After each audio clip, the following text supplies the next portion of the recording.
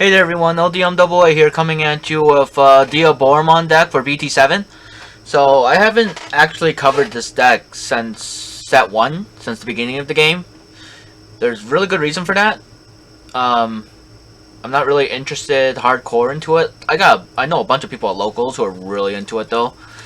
Like Diaboromon, he's really cool. Like he's a fan fave Digimon villain and all that. I'm just like I need better support for this like archetype before I dive into it that aren't promo exclusive.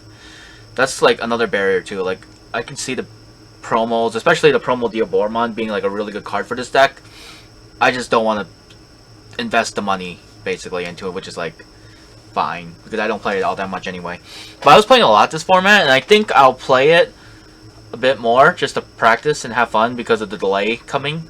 So BTA got delayed, so I'm like messing around with other builds now, and especially Eismon. I'm like, how can I make this like work? But that's off topic. Let's just go back to Diaboromon. Diaboromon. So these are my tokens. I should get more, but I'm not really into it to invest like that. I think this is the bare minimum. 8 tokens. If I end up spamming more than that, most I've had was like 5. So I feel like you can have more, but I don't know. The most I've ever gotten was 5. Alright, babies. 2 Simon. Inheritable once per turn if this Digimon has unidentified in its traits, trigger, draw 1. So, solid baby. Solid baby. That's the baby you use. Let's go to the Caramon rookies. So this is from EX1. Oops. I don't know how that happened. There we go. That's better. 4 Caramon from EX1. It has a pretty good inheritable. For each other Digimon you have in play with the same name as this, it gets 1000 power, so that helps give it buffs. Sometimes I feel like the Diaboromon's too weak at times, so like that extra 1000 for each one, for each Diaboromon. Yeah, get extra for each one. So like that can help a bit. Especially if I had the promo one, because that thing would be really strong for the aggro OTK swing. But I'm playing the not promo version, so I don't run any of the promo cards in this build. For the Searcher Caramon, on playability, reveal 5 cards from the top of your deck, add 1 Digimon card with unidentified in traits and 1 errata card among them to your hand. Place the remaining at the bottom of any order. So this card's really good to get your pieces, basically. Very good. I love this Caramon from 1.0. For Caramon from 1.0, so its inheritable is when you play another Digimon with the same name, trigger draw 1. So if you keep playing tokens, you'll be able to draw cards like crazy because it doesn't have a once per turn on it. So like if you keep playing tokens, you draw 1. If you're the Diaboromon stage. Chumon, fix up the rookie count. So Chumon is memory blocker. It's nice. Alright, champions, Kurosari. This one's really good too. I like this one. Its inheritable is the same as the other Caramon. Like when you play another Digimon with the same name, gain 1 memory. So every time you play a token, you gain a memory, and it's not capped at once per turn. So every time you play a token Diaboromon, you can gain a memory, which is really good. Then for this Kurosarimon from BT5, when digivolving, if you don't have an errata card in play, you may play 1 from your hand without paying memory costs. That's good. The main reason why we run this is all your other Digimon with the same name as this gain Rush. So all your tokens gain Rush. So when you play them, they can swing right away if need be. So that's really good. It's probably my favorite champion to be on. This one's good too. I just only run 2 of it though. From EX1 Kurosari. So once per turn, during your turn, when your other Digimon with the same name as this is deleted, unsuspend it. So this is a potential restander, which I like. This could make the promo... I don't know why I keep talking about the promo when I don't even have it in the deck. I just see the potential. Like, I don't run it because I don't have it, but if you have it, run it. Like, run that card. But it's the budget version, so, like, it's okay. So, when one of your Digimon unsuspend it, it's still good to get multi-swing. So, that's why I run it. And then to make this a BT7 build, I run 1 of the Grumblemon. Because be able to digivolve this on top of the Rada for the win is actually pretty good. So that makes it a BT7 deck, literally that. I don't think I run any other BT7 cards in here. Coming Infamon 4. I really like this Infamon. Reduces the cost by 1 when you Digivolve into a Diaboromon from hand. That's really good, just reduce the cost. I like reducing the cost, so that helps. This one's good against the hybrids right now, actually. This Infamon from EX1, that's why I run 2 of it. So, during your opponent's turn, when the opponent's Digimon Digivolves into a level 5 or higher Digimon, gain 1 memory. So, like, if they're trying to 1-cost it, you basically take another memory away, so it makes it 2 costs for them.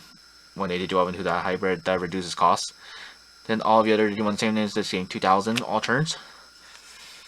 That's a good inheritable too, so that's why I run it. It's actually a pretty good like anti-tamer thing if you want to run it at locals against the hybrid meta. Then I run 2 of the Infamon that can warp from a Caramon, like in the movie.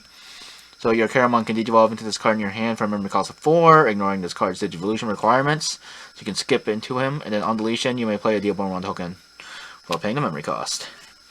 So when the Diaboromon dies, basically you can play another token in its place. It's nice. I run 4 of this EX1 Diabora. It's pretty good.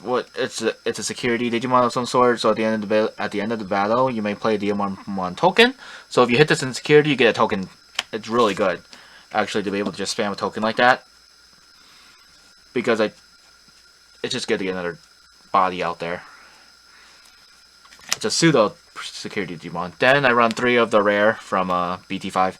When Digivolving, you may play Diaboromon token, so it's really good. And you tap the Errata to get another token out, so you can potentially just spam 2 tokens with that. Really solid card. Then 2 Armageddon.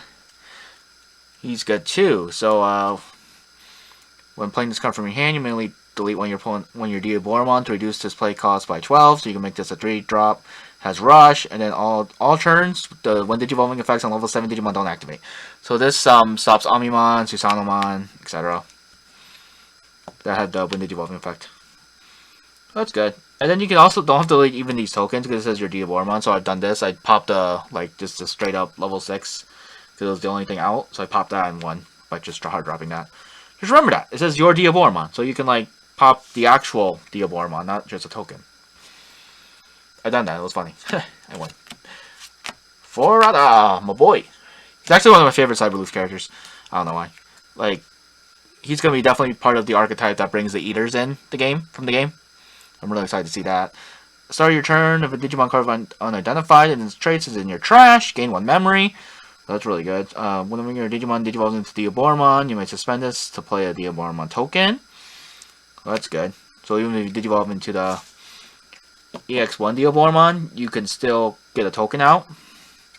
I like that. And then it's really good with the promo Diaboromon too. 2 Analog Youth, just to grab pieces, literally. Like, that's the other tamer. I like Analog Youth for that, because sometimes you're just missing stuff. And 2 Ultimate Flare. I'm thinking about switching this out for Catastrophic Cannon, because you can play token off that, but I really like card removal Ultimate Flare, because that's can potentially just save you. Oh, I'm debating right now. This could change the Catastrophic Cannon. That's the Diaboromon build. So, it's a fun build. Like, I play it, I have fun. It straight up loses the blue hybrid though, so obviously because no sources, they'll just stun it, and then that's what happened against Origami Fan. Like, I literally just could not swing with anything. I was just like, oh no, so useless. And then it was just plussing so much off his Orangeos, and yeah, it's a rough time. It really is. Blue hybrids are so strong. But, like, overall, it's a fun build. Like, this ain't meta or anything yet. I think it will be because Diaboromon's a fan fave. So, like, it's just going to keep getting support. Especially if they keep doing, like, Cyberloof content and, like, and more our war game and Revenge of Diaboromon stuff. Diaboromon will always be around. So, I'm not too worried about it. Well, thank you all so much for watching my Diaboromon deck profile. I'll be planning a lot more deck profiles moving forward. I was gonna kind of take a break, but with the delay, I still will. But like now, I have time to like utilize the delay to get more quality content coming forward with these deck profiles. Because I'm in deck building mode, so I'm gonna be playtesting a lot, probably with Origami Fan and hopefully Gilbud and others. I was gonna playtest with Fish too, so we'll see. I have a lot of people. Basically, so thanks again. I'll see you all next time.